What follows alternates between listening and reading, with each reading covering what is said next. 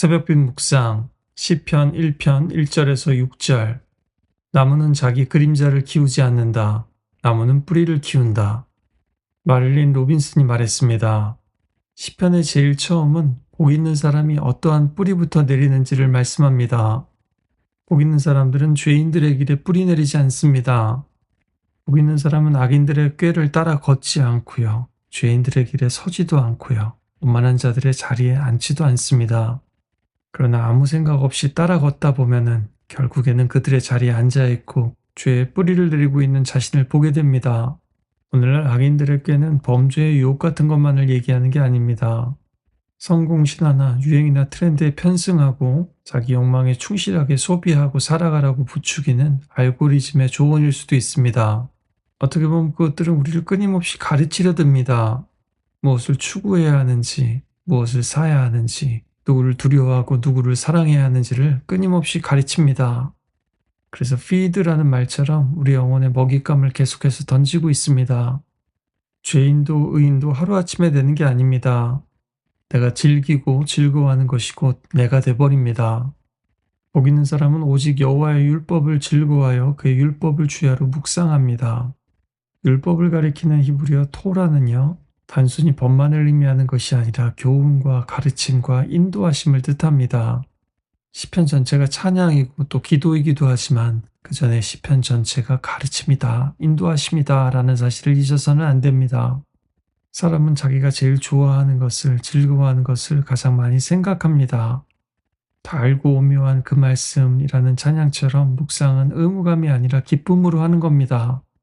비싼 음식이나 맛있는 음식은 흡입하지 않고 음미하죠.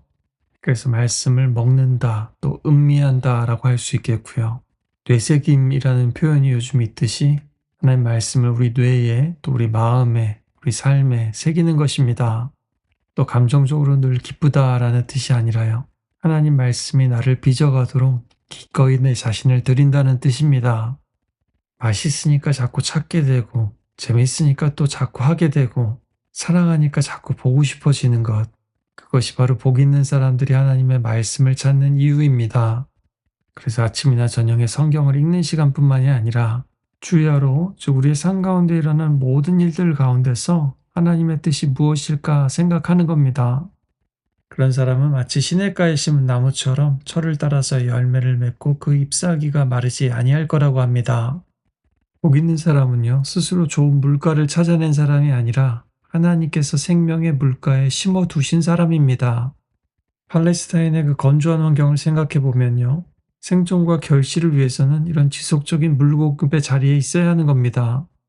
그래서 믿는 사람은요, 자신의 노력과 결심보다도 생수의 근원이신 하나님께 접속되어 있는가, 연결되어 있는가가 훨씬 더 중요합니다. 그리고 나무처럼 열매 맺는 인생이 됩니다. 내면적으로는 뿌리가 깊고 외면적으로는 열매가 풍성합니다. 더 높이 올라가고 싶다면, 더 많은 열매를 맺고 싶다면 우리도 나무처럼 하나님과의 관계 속으로, 그리고 더 낮은 땅 속으로 깊이 파고들어야 합니다. 또 늘 하나님과 연결되어 있고 동행한다고 해서 눈에 띄는 결과가 드러나는 것도 아닙니다. 철을 따라서 열매를 맺게 되는 것이죠. 그러나 조급함 없이 그 자리를 지키면 반드시 열매를 맺습니다. 잎사귀의 무성함과 화려함보다도 더 중요한 것은 마르지 않는 겁니다. 고난 속에서도 꺾이지 않는 생명력을 유지하는 겁니다.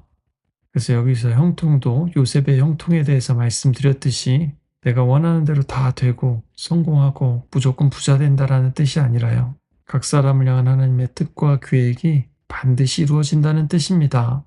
여호수아가 말씀을 묵상하고 그 길을 따라 걸을 때 하나님께서 형통을 약속하신 것처럼 말입니다. 또 그렇게 시편 안에는 의인이 고난을 당하고 눈물로 밤을 지새고 원수들에게 당하는 본문들도 참 많은 것이죠. 하지만 반대로 악인은 바람에 나는 겨와 같습니다. 겨는 가볍습니다. 나무보다도 훨씬 자유로워 보입니다. 어디든지 날아갈 수 있죠. 하지만 가고 싶은 대로 가는 게 아닙니다. 그저 바람이 부는 대로 휩쓸려 갈 뿐이지요. 세상의 트렌드나 조류에 휩쓸려가는 인생도 마찬가지입니다. 이것은 자유로운 인생이 아니라 정처 없는 인생, 뿌리 없는 인생입니다. 타작하는 장면을 생각해 보면요. 알곡과 겨는 함께 있다가 바람이 불 때 갈라지는 것입니다. 겉으로는 비슷해 보일 수 있을지 몰라도 결국 내용이 꽉 찬 것과 비어 있는 것은 분리됩니다. 사람들의 영혼도 믿음도 마찬가지라는 겁니다. 나무와 겨는 모두 바람을 만나게 됩니다. 그러나 결과는 완전히 다르게 되죠. 그리고 결정적인 차이는 바로 뿌리에 있는 것이죠. 또 심겨져 있는가 떠밀려 가는가입니다. 여러분 인생에도 큰 바람이 몰아칠 때가 있을 것입니다.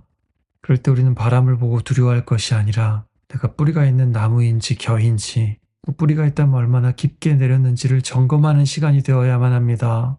결국 의인들과 악인들의 길은 갈립니다. 의인들의 길은 여호와께서 인정하십니다.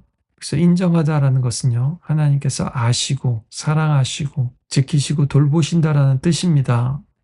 점수를 매기신다라는 것이 아니라 우리와 동행하신다는 뜻입니다. 반대로 심판날에 악인들은 설 자리가 없습니다. 시편 1편은 복이 있다라고 시작해서 망한다로 끝납니다. 땅에 심겨져서 부서지고 깨어지고 썩어지고 죽어지면은 큰 나무가 될 텐데 많은 사람들이 도토리 키재기를 하다가 서로 깨뜨리고 깨지면서 바람에 나는 겨처럼 되어버리고 맙니다. 가볍게 자유롭게 그러나 무의미하고 쓸모없게 살다가 망할 길로 가지 마시길 바랍니다. 이 말씀은 우리에게 더 노력해라, 더 성공하라 라고 말씀하지 않습니다. 왜냐하면 우리는 이런 나무가 아니기 때문입니다. 하나님의 시냇가에 하나님의 말씀에 깊게 뿌리내려서 시절을 따라서 모든 열매를 맺으신 분은 우리 예수님밖에 없습니다. 참으로 시냇가에 심은 나무는 십자가 나무였습니다. 우리는 예수님께 접붙여진 가지와도 같습니다. 예수 안에 말씀 안에 거하시길 바랍니다. 또 예수 안에서 무엇이든지 구하고 받는 은혜를 누리시길 바랍니다. 그럼 우리도 시냇가에 심은 나무와 하나 되어서 어떤 바람이 불어도 어떻게 계절이 바뀌어도 우리의 잎사귀도 마르지 않을 뿐만 아니라 시절을 쫓아 아름답고 풍성한 열매를 맺는 인생이 될 것입니다.